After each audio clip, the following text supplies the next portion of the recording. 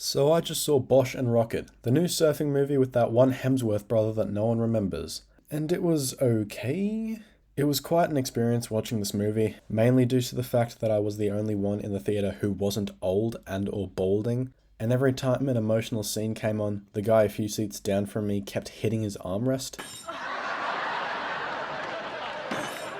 So yeah, I didn't watch the trailer before watching, which means I didn't have any expectations going into the movie, so I wasn't necessarily disappointed, but I wasn't thrilled or surprised very much either.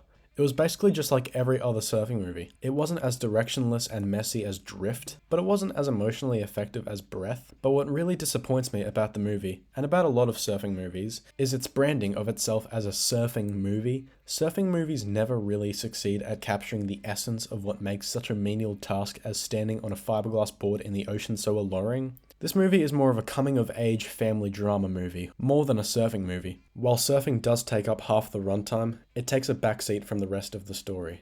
Now we're going to get into spoilers, so if you haven't seen the movie, please skip to this time code unless you want to be spoiled, in which case, to each their own, but we'll be getting into it in 3, 2, 1. The main story is that Hemsworth Brother 3 plays Bosch, a hash dealer trying to make sure his son leads a better life, and his son Rockit, who is obsessed with surfing. And after a bushfire, the police find Bosch's farm and hunt him down. Meanwhile, Bosch and Rockit go up to Byron Bay. While the movie doesn't work for me as a surfing movie, it works pretty well as a family drama, as the movie is just about a father and a son trying to get along and understand each other.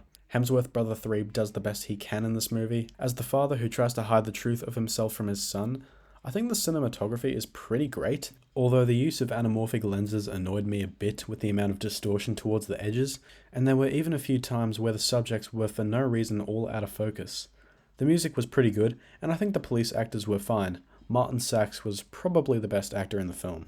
I can't say the same for most of the other actors. The child actors in this movie were hilarious. The actress for Ash wasn't offensively bad, but she just came off as very unnatural to me. The actor for Rockit, on the other hand, was not good at all, and it was very clear that they only chose him for the role not because of his acting ability, but because he could surf, and it's thanks to that a lot of emotional scenes were kind of undercut when he was in it. Or it could have been the old guy banging his armrest, but it was more likely the acting. And as it turns out, those kids were first-time actors, so that's not to say that these kids shouldn't keep going. If they're truly passionate about acting, then I'm sure they'll learn further and get better as they go.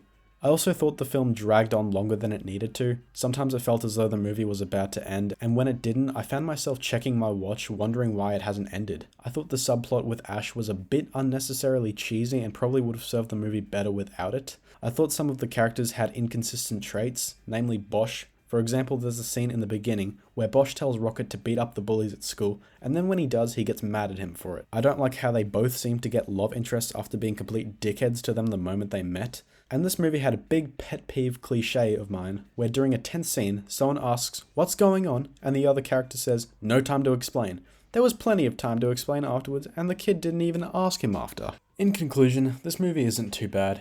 It's watchable, but not special in any way. But if you think you'd like it, check it out for yourself. I think I'll probably be keeping an eye out for Tyler Atkins' work, as I've never actually seen any of his stuff. And so that's the end of the review, and I'm giving this movie 3 stars out of 5.